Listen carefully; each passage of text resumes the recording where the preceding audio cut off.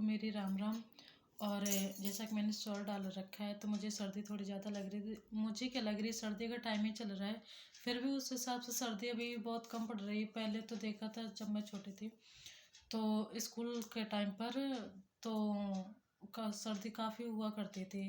और इस टाइम तो शॉल से ही काम चल जाता है, पर स्कूल जब जाते थे ना तो फिर दो दो तीन तीन स्वेटर के बिना जाना मुश्किल हो जाता था। और मम्मी तो ज़बरदस्ती पहना के भेजती भी थी कि पहन के जाना है, क्योंकि उनको पता है बीमार पड़ जाएगी फिर झेलना तो माँ बाप को पड़ता है।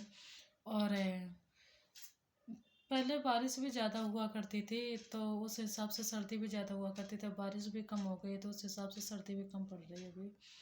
और वैसे कि नवंबर लास्ट चल रहा है, फिर भी सर्दी उस हिसाब से बहुत कम है, क्योंकि नवंबर में अक्टूबर से सर्दी शुरू हो जाती थी और नवंबर और दिसंबर में तो बहुत ज़्यादा होती थी। तो मेरे गले में भी थोड़ी थोड़ी खराश हो रही है। और ख़ासकर मैं औरतों को कहना चाहूँगी, आदमी तो देखो थोड़ी हल्की सर्दी होती है ना फिर भी वो दो तीन अपना कपड़े डाल ही लेते हैं, पहन लेते हैं। और ये खासकर चीज़ें औरतों में ज़्यादा होती है। मैं भी एक औरत हूँ, पर मैं औरतों के बारे में ऐसा बोल रही हूँ। अगर किसी को अच्छी लगे तो समझ पाएंगी, किसी को भाई ख़राब लग जाए तो मैं माफ़ी भी मांगना चाहूँगी। मैं किसी को देखो गलत मैं नहीं बोल रही हूँ कुछ, पर कुछ होती हैं ऐसी औरतें कि अच्छा बताओ तो उनको भी बुरा लगता है। और कुछ औरतें होती हैं जो अपने फिगर के चक्कर में, देखो मैं इतनी सुंदर बनी हूँ, मेरा शरीर इतना सुंदर है, दिखावे के चक्कर में वो कपड़े ज़्यादा नहीं पहनती हैं।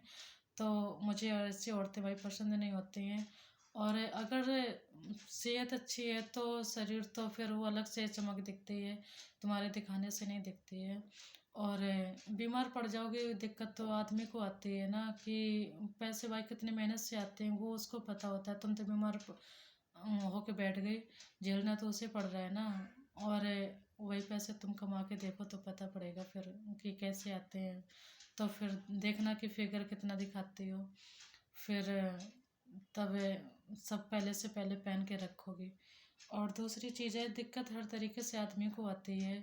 अगर तुम्हारी बात ना माने तो दिक्कत है, अगर बीमार पड़ गई ना दिखाए तो भी दिक्कत है। हर तरीके से उसको ही इल्ज़ाम देती हो और सुनना भी पड़ता है। चलो फिर भी सही है कि इतना सब कुछ, कोई कोई होते आदमी बर्दाश्त कर जाते, कोई कोई होते नहीं कर पाते हैं। जहाँ तक तो होता है कि बर्दाश्त ही कर जाते हैं। और एक चीज़ और क्या होती है कि एक समय के बाद ना जो हया शर्म होती ना वो सब छूट जाती है। और कहते हैं ना कि मुश्किलें इतनी पड़ी मुझ पर कि ज़िंदगी आसान लगने लग गई। तो ये बात सच है कि कुछ हालात ऐसे हो जाते हैं, कुछ समय ऐसा आता है, कुछ एज ऐसी हो जाती है कि इंसान की चाहे मजबूरी समझ लो चाहे बेशर्मी समझ लो, ऐसे ऐसे पड़ाव पे इंसान आके खड़ा हो जाता है कभी कभी कि बहुत कुछ बोलना चाहता है, बहुत कुछ करना चाहता है, बहुत आगे भी बढ़ना चाहता है, पर वो नहीं बढ़ पाता है क्योंकि उसके साथ कोई नहीं होता है। कोई इंसान देखो साथ की वजह से अकेला रह जाता है, कोई किसी को सपोर्ट नहीं मिलती घर से तो वो अकेला रह जाता है, पीछे रह जाता है। और जिंदगी, आदमी इतना बेशर्म हो चुका है कि उधार तो ले लेता है, पर मेरा मानना ये है कि आजकल उधार भी उसी को मिलता है कि जिसके पास पैसे होते हैं। जिसके पास पैसे नहीं होते तो लोग उसे उधार भी नहीं देते हैं, क्योंकि उन्हें पता है कि जब इसके पास है ही नहीं तो ये मेरा चुकाएगा कहाँ से। और जिसके पास होते हैं तो उनको एक तो मांगने की ज़रूरत नहीं पड़ती, और दूसरी बात लोग उनको उधार देने के लिए तैयार भी होते हैं कि हाँ चलो इसके पास पैसे हैं तो ये मेरे चुका तो सकता है ना बाद में। अरे भाई जिसको ज़रूरत है उसको तो देते नहीं हो, और जिसको नहीं ज़रूरत है उसके साथ सब खड़े होते हैं। ज़माना उल्टा हो रहा है। कहते पहले सच्चाई के साथ दिया जाता था, मगर अब सच्चाई के साथ नहीं दिया जाता है। अब जो थोड़ा ताकतदार है, जो थोड़ा पैसों से ठीक ठाक है, साथ उसका दिया जाता है। आजकल के रिश्ते भी इंसान को देख के ही बनते हैं। और जो गरीब बेचारा जो नहीं चुका सकता, लोग उसे पैसे तो देते नहीं हैं। और दूसरी बात, अगर दे भी देते हैं तो उसकी भी एक मजबूरी बन जाती है। वो भी इतना बेशर्म हो चुका होता है कि चार लोगों से लेके भी पाँच में से फिर सोचता कि चलो इससे भी ले लूं। फिर वो चुकाएगा कहाँ से इतना? कम से कम 25% तो उसका ब्याज में निकल जाता है पैसा। और जो उसका मूलधन होता है ना, तो वो पूरा खड़ा का खड़ा ऐसा ही रह जाता है। मूलधन वो नहीं चुका पाता है क्योंकि ब्याज ही इतना देता रहता है। ये नहीं कि वो गरीब है, ये नहीं कि वो मेहनत करके चुकाना नहीं चाहता है, वो चुकाना चाहता है अपनी मेहनत से। पर उसको ना इतना ब्याज बढ़ जाता है कि वो ब्याज ही चुकाता रह जाता है। मूलधन तो उसका जो होता है वो फिर बाद में आदमी भाई क्या करे, बेशरम बनना पड़ता है।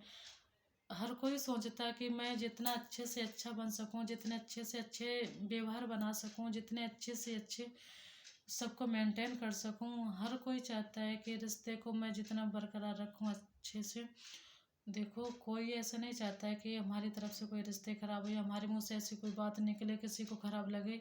और सब ये सोचते हैं कि जितना ज़्यादा से ज़्यादा मैं तारीफ कमा सकूं। और मान लीजिए जैसे कि किसी को कोई पसंद आ जाता है या किसी को कोई चीज़ पसंद आ जाती है, तो एक समय के बाद ऐसा लगता है, कभी कभी मन में ऐसा लगता है कि शायद मुझे बोल देना चाहिए। और फिर थोड़ी देर बाद ऐसा लगता है कि कहीं कुछ उससे बुरा ना लग जाए। और फिर ऐसा लगता है कि शायद एक बार कोशिश करके देखनी चाहिए। कोशिश करके देखनी चाहिए क्योंकि कोशिश करने से जो क्वेश्चन होते हैं ना वो हल हो जाते हैं। तो हमें पता चल जाता है कि ये जो हम सोच रहे हैं, जो हम करने जा रहे हैं, वो सही है कि गलत है। कोशिश करने के बाद मन में ये नहीं डाउट रह जाता है कि हाँ मैंने कोशिश नहीं की, मैंने कोशिश तो की। अब कोई हाँ करे या ना करे वो उसकी मर्जी होती है। और इस उम्र में कुछ एज ऐसी आती है, कुछ उम्र ऐसी आती है कि जहाँ इंसान सोचता है इस उम्र में किसी की डांट नहीं सुननी चाहिए। पर मेरा मानना ये है कि उम्र कोई सी भी हो मैटर नहीं करती। अगर कोई डांट रहा है तुम्हारे अच्छे के लिए डांट रहा है, उस चीज़ को पहले समझ लो कि किस चीज़ पे डांट रहा है और तो किस लाइन पे डांट रहा है। तो अगर तुम्हें वो सही चीज़ों के लिए डांट रहा है तो उम्र मैटर नहीं करती कि तुमसे छोटा है कि बड़ा है। तो डांट को सुन लेना चाहिए और वहाँ पर खुद को एक बार देखना चाहिए, संभालना चाहिए कि हाँ ये मेरे लिए सही बता रहा है या गलत बता रहा है। तो मानने में क्या जाता है। और कभी किसी से झगड़ा हो जाए तो अपनी जुबान को ज़्यादा से ज़्यादा कंट्रोल में रखना चाहिए क्योंकि जो जुबान होती है ना, यही सब कुछ बना लेती है और यही सब कुछ बिगाड़ भी देती है। बनने में बहुत टाइम लग जाता है और बिगड़ने में बहुत कम टाइम लगता है। जिंदगी भर जिंदगी भर रिश्ते कमाओगे ना, अगर ये जुबान पे कंट्रोल नहीं है ना तो तुम थोड़े दिनों में सारे रिश्ते खो बैठोगे, सारे रिश्ते तुम्हारे हाथ से निकल जाएंगे। और एक गलती मत करो देना जो कि, और झगड़ों में अक्सर होता क्या है कि, और मेरा मानना ये कि झगड़ों में देखो कुछ समझ में नहीं आता हमें क्या बोलना है क्या नहीं बोलना है। और इंसान के मुंह से वो सच्चाई निकल जाती है कि जो कि तुमने बहुत दिन से अपने अंदर स्टोर करके रखी होती, बहुत दिन से कंट्रोल करके रखी होती है कि मुझे ये नहीं बोलना चाहिए, मेरे बोलने से शायद रिश्ते खराब भी हो सकते हैं, इसको बुरा भी लग सकता है। तो कभी सच्चाई नहीं बोलनी चाहिए झगड़े में आके कि तुम ऐसे हो कि तुम वैसे हो। देखो, रिश्ते एक समय के बाद कभी कभी रिश्ते संभल भी जाते हैं, बन भी जाते हैं अगर थोड़ा बहुत बिगड़े हुए हैं। अगर तुम उसके बारे में कुछ ज़्यादा गलत बोलोगे या उसके बारे में कुछ जानते हो, तो कहते कितने भी करीबी दोस्त से बताओ ना तो उसका भी कोई ना कोई करीबी दोस्त होते हैं। जैसे कि तुम्हारा कोई करीबी दोस्त है तो उसका भी, क्या पता तुम ना हो उसके करीबी दोस्त, उसका भी कोई तुमसे ज़्यादा कोई करीबी दोस्त हो, तो वो सीक्रेट सीक्रेट नहीं रहता है। अगर कोई बात है ना तो अपने मन में दबा के रखो, अपने मन में रखो, तो वो ज़्यादा सेफ चीज़ें रह पाती है। अगर दूसरे से बताओगे तो वो बात सेफ नहीं रह पाती है।